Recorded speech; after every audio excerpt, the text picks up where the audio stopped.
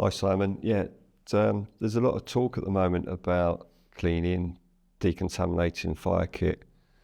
A lot of chatter about whether it's effective or not and how do we improve it to maintain the health of firefighters, which is very important, obviously.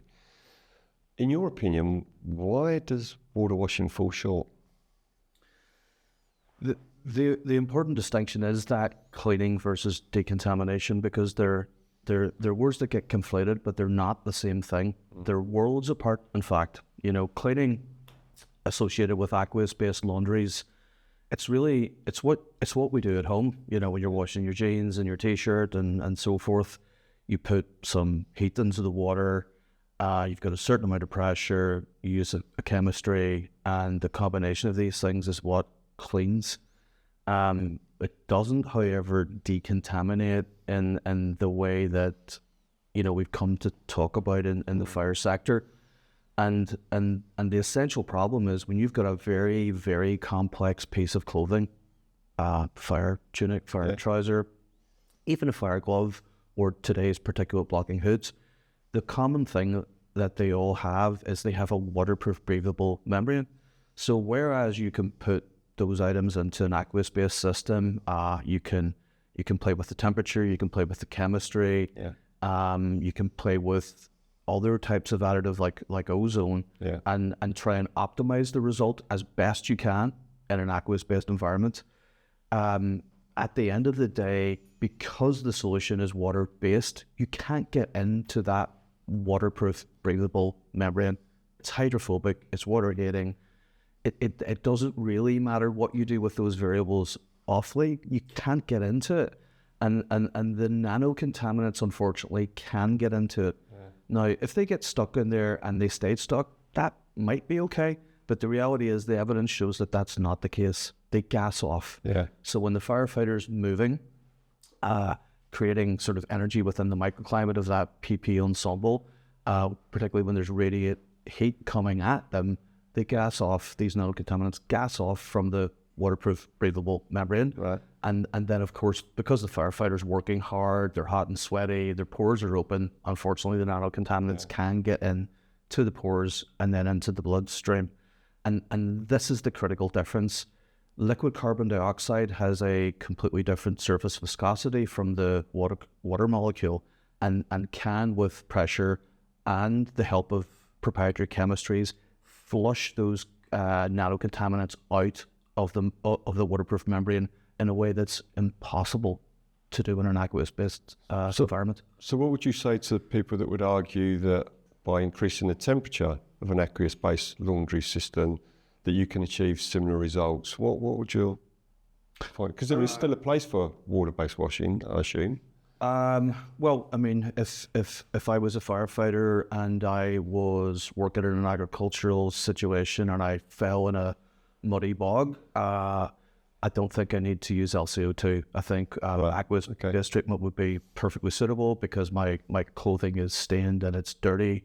It's not really contaminated as such. And that would be perfectly good solution in that scenario. I mean, it's definitely true if you tweak up the temperature that you can get a moderately better result in terms of the removal of contaminants. That's definitely true. Like a lot of things in our sector, though, there is a trade-off. So, you know, high temperature washing, you know, it's just a fact. It will shrink the gear more. It will cause more color loss. It will cause more defibrillation, and it will erode the protective properties of the PPE. And you just don't have those associated problems with liquid carbon dioxide, you know. So what's kind of important about that, and I think not awfully well understood, is that the life of that PPE is very, very different under those two scenarios. So if you look at the whole life cost of a high-grade piece of PPE that contains a waterproof breathable membrane and decide never to wash it, and in fact just clean it with advanced liquid carbon dioxide and decontaminate it with advanced liquid carbon dioxide solutions, the life of that PP is completely different. You know, whereas the life of an aqueous-based treated PPE is literally defined by, you know, it's a 30 wash life, 40 wash life, 50 wash life, 60 wash life, maybe even.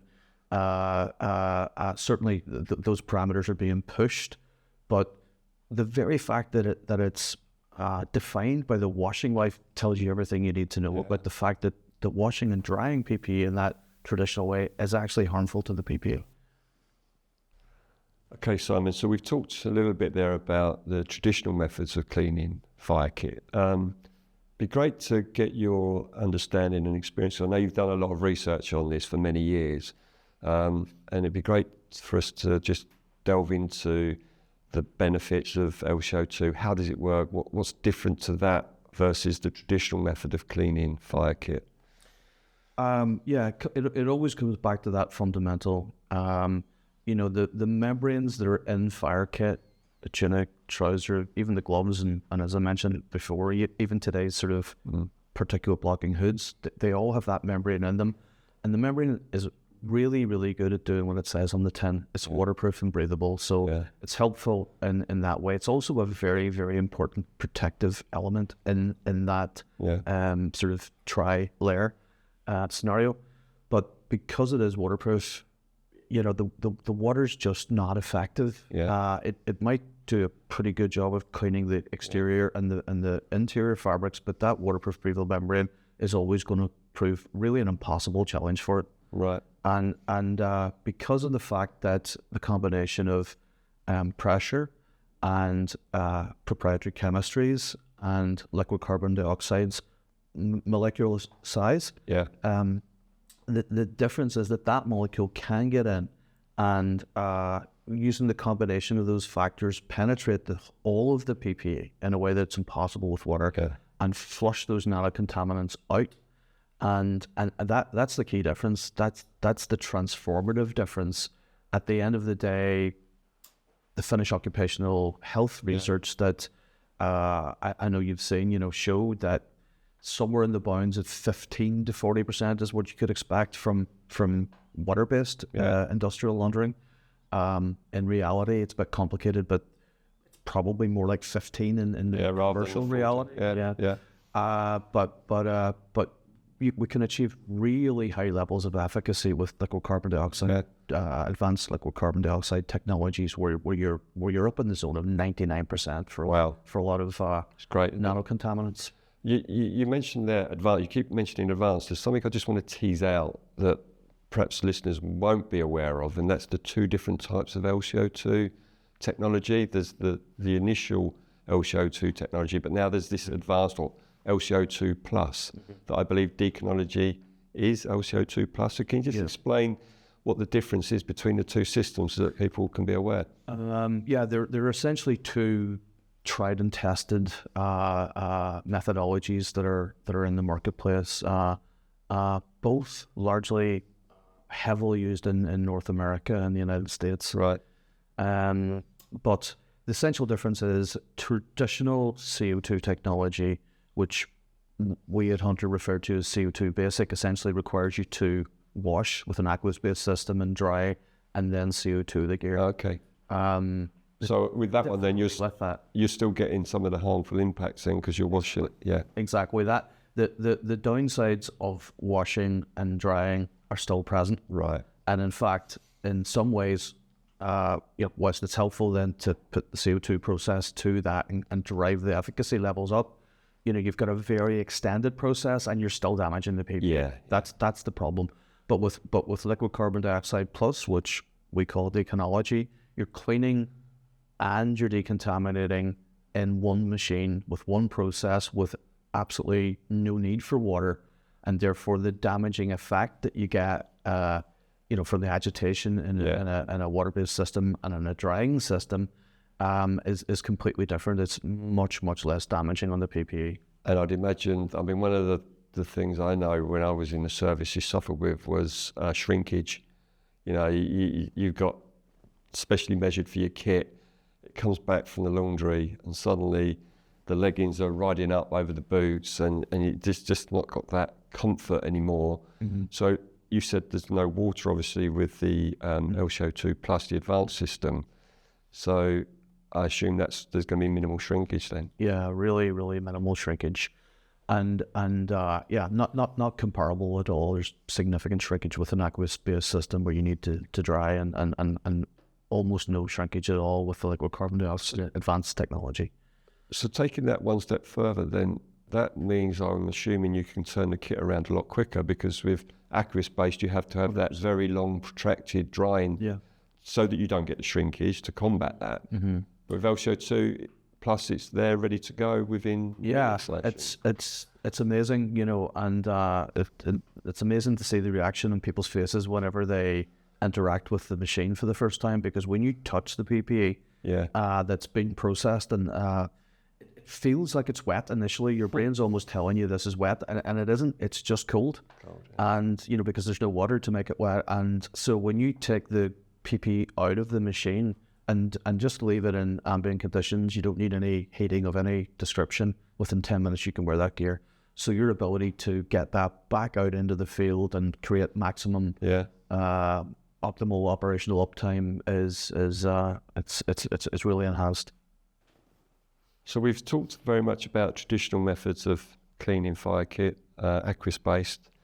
You've given us a really good understanding now of the different types of LCO₂ system that are out there, and the great results you can receive without having that harmful impact on the kit. Yeah. So how does that translate to a fire service then that have got shrinking budgets, need to get more for less? I'm assuming that LCO₂ Plus will provide some really good financial improvements for services that are facing hard times. Yeah, very much so. I mean, it's very simple. The way I look at this is to think about what is the cost per wash life. So let's say, for simple sums, a suit costs £1,000. Yeah. And let's say that suit is good for 50 washes. It's very easy to work out what the wash life cost of that suit is with a traditional system, Yeah. The difference is, if you take that 50 wash suit and decide that you're never going to wash it, and in fact you're going to clean it and decontaminate it with advanced LCO₂ processes, like Deconology, you've got a completely different cost dynamic. You've got a piece of PPE that will have its life extended very, very significantly. The truth is, we just don't know how far that you can extend that, but it's very, very clear it's not going to be limited to 30 cycles or 40 cycles or 50 cycles of LCO₂, because the best data that I've seen shows that even, I haven't seen any tests that go beyond 30 cycles, but I've seen tests that show that even after 30 cycles, it's indiscernible, the difference in, to the PPE after processing it with liquid carbon dioxide, whereas, if you've got a 30 wash kit and you've washed it 30 times, I mean, chances are you're going to probably choose to retire that kit at that point. So it's very much about whole life costing, which I think a lot of people on the face of it would argue that LCO₂ equals expensive scientific technology that obviously is going to cost more because it's new, but that's really not the case when you work through the whole life costing of a garment. Actually, correct. You could argue that aqueous-based is just pushing those costs downstream. Absolutely.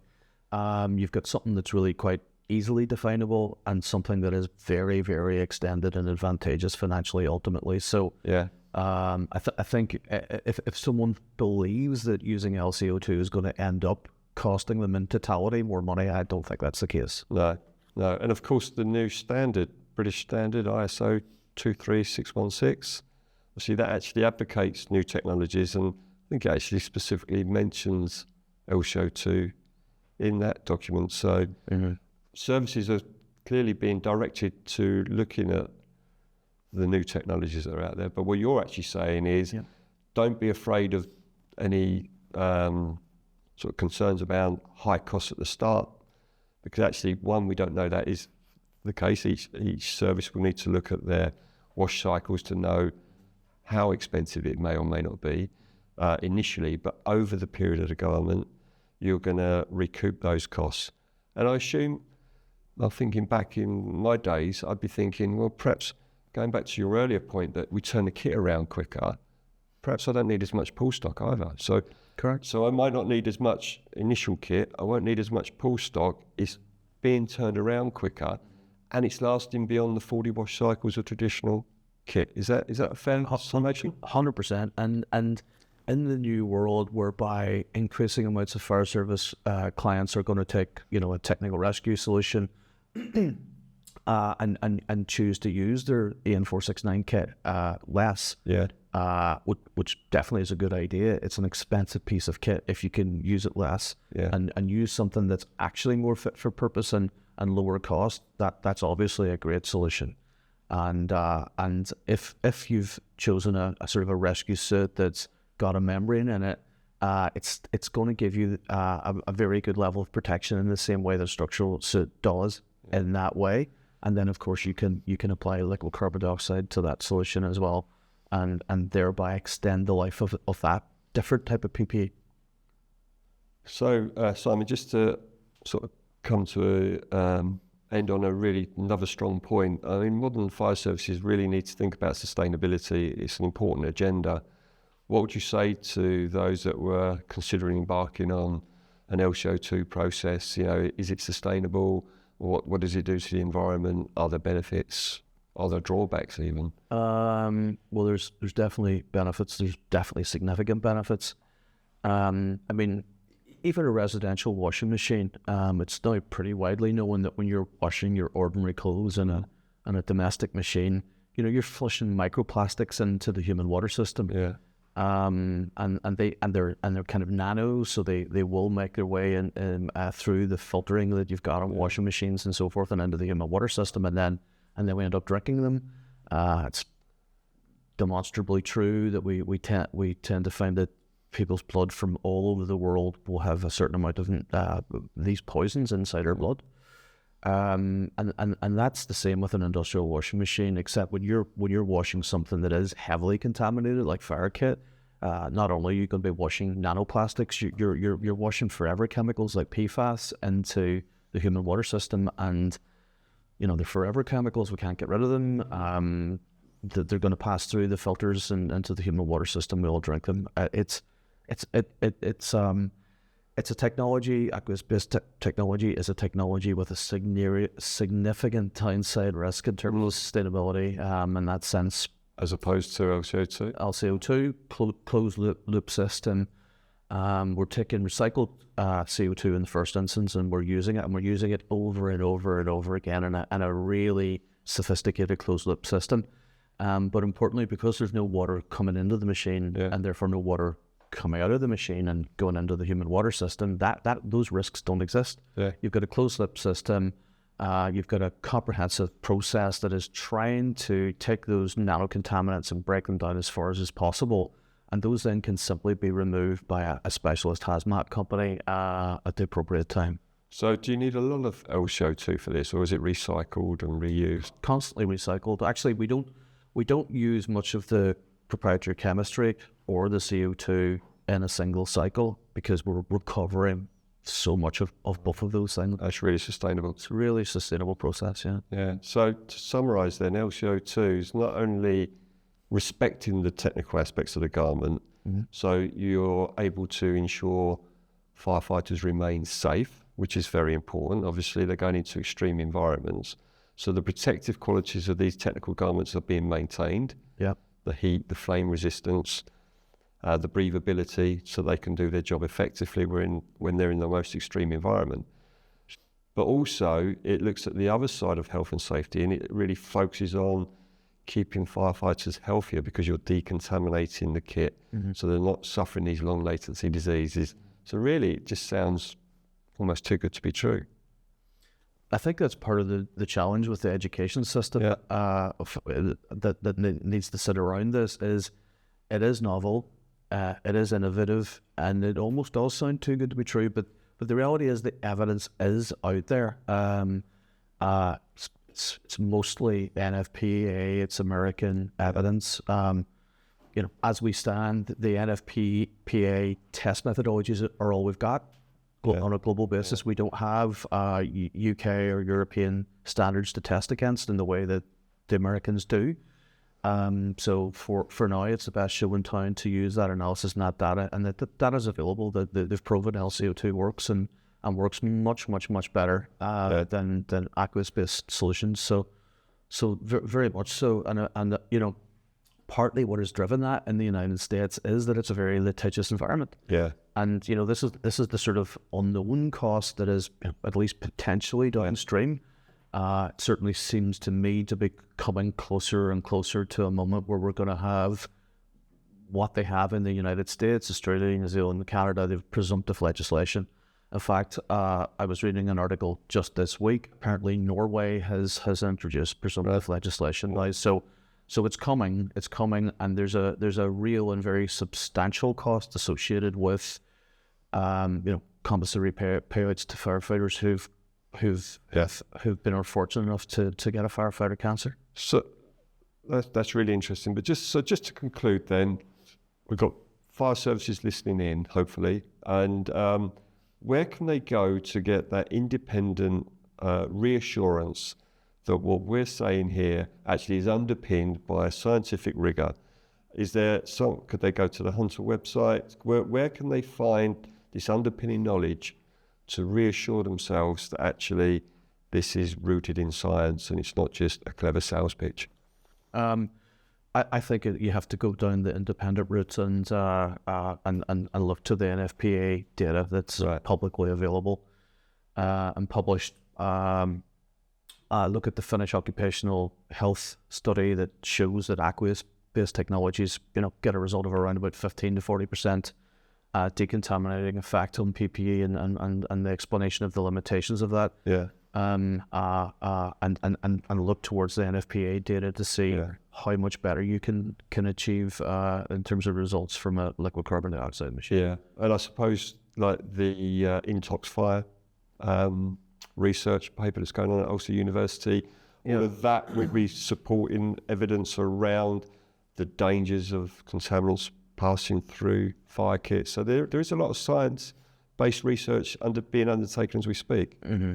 Yeah, University of Ulster, which I'm a proud alumni of, really has a world-class study that's live right now.